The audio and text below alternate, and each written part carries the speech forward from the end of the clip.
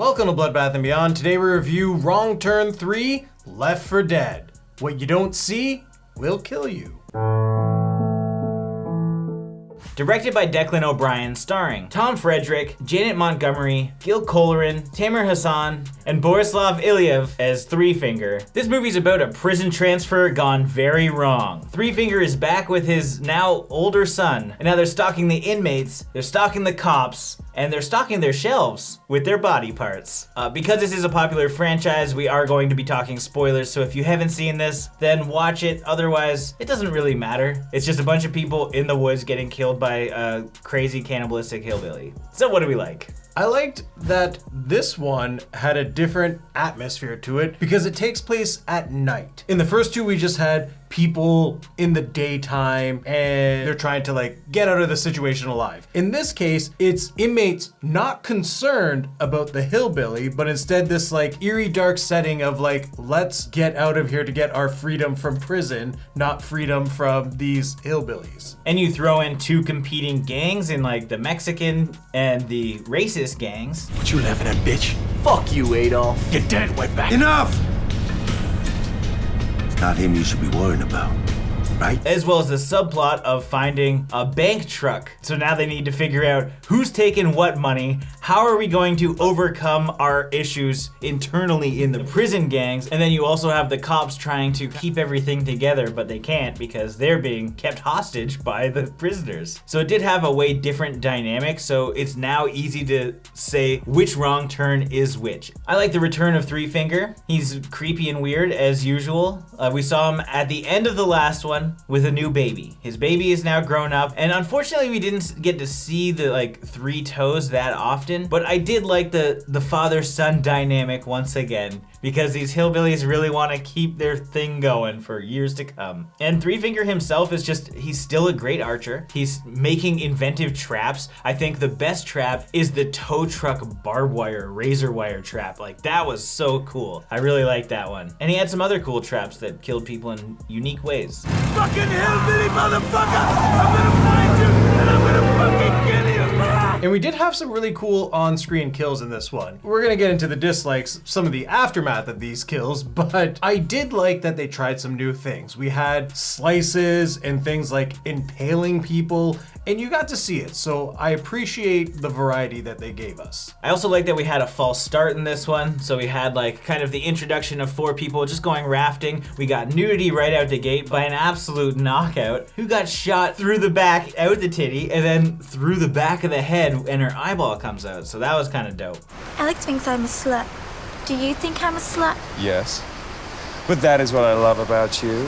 I thought you loved my tits. I do. You have perfect tits. Now, I don't agree with Chavez's character in his moral beliefs. I will say he was cool as a cucumber and was dead set on where he needed to go. He did not care who Three Finger was, but he was a badass. I gotta be honest. He took him on bare-fisted, two weapons, he was gangster. Now, what didn't we like? I gotta say, the characters are bland as fuck and they're all messed up. Let me explain. It looks like there was a rewrite to this script that added a bunch of characters that weren't initially in the first script. What we have here are a lot of foreshadowing elements with the wrong characters. The easiest example is the local cop. She talks about how she doesn't want to be hogtied. You mean all hogtied, bound and gagged to where I can't move a muscle? And then later on, Alex is hogtied, not her, which means they probably just added Alex as an extra element. And nearly every character, even the Marine guy.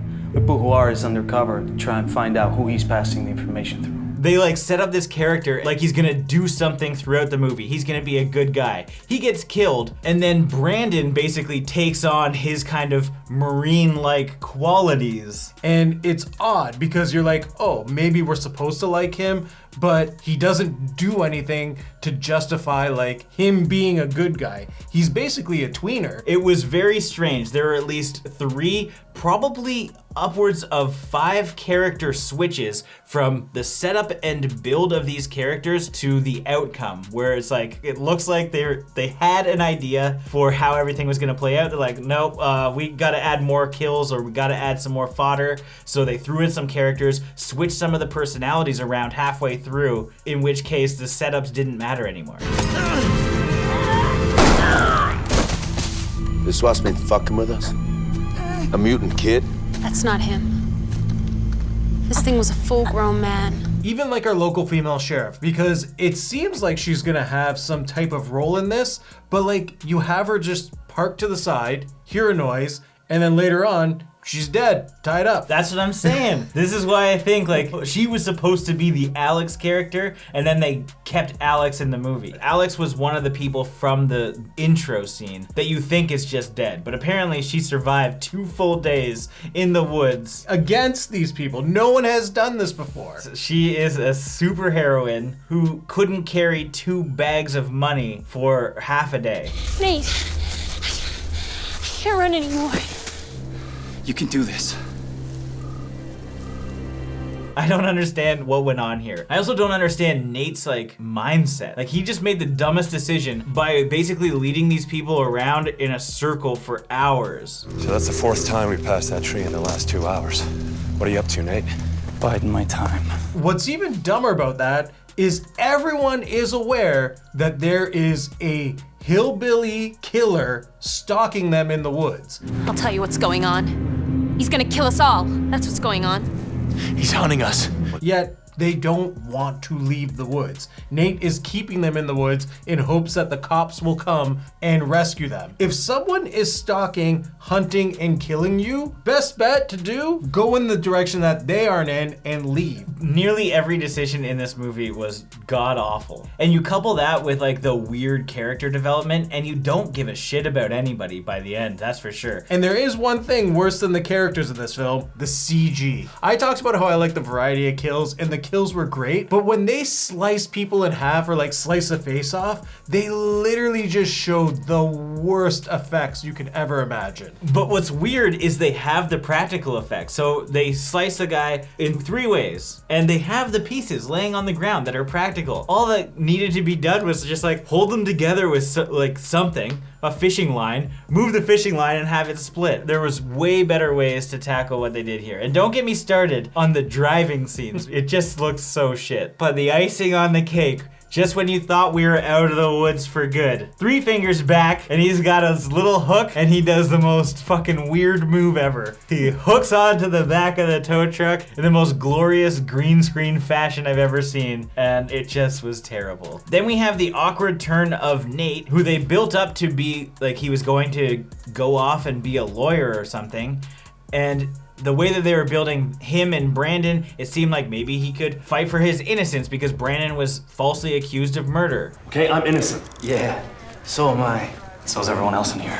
But then it's Nate that turns and he goes back and he goes and gets the money. And then Brandon also turns and now he's a bad guy, he's a real killer and kills Nate. And then we've got some other backwoods hillbilly that we haven't seen before come out and kill Brandon. It was too much. Unless they were gonna carry on Brandon's character, he didn't need to exist in that last shot. And the thing that kind of sucks is we really only have one hillbilly. Yes, I like Three Finger. He does a fantastic job, but he felt unstoppable in this film. Now it's time for our final thoughts and ratings. So far on our wrong turn journey, this is the worst in the franchise. I really didn't like any of our characters. I know who we were supposed to like and I just didn't care. All their personality traits kind of seemed mixed up by the end and it was very weird. Well, I did like Three Finger and the traps and the kills that he did. They mostly looked cheesy because they tried to utilize some extra CG. I did like the kills, but like every kill you're like, oh, that could have been better. The intent was there, but it all comes down to the story and the characters at the end of the day. Like, if you don't care about the characters, it doesn't matter how cool they're dying, except for in the Saw movies. I think having only Three Finger or one hillbilly to kill was kind of weird because they had to make him basically immune to everything in order to continue to come after the people, which just seemed a little bit more far-fetched than the rest of the film. I don't know, it wasn't for me, so I'm gonna give this 1.5 very expensive toilet papers out of 5. I just wiped my ass with a $100 bill. This is an interesting one because there are aspects that I do like and appreciate. You have prisoners and cops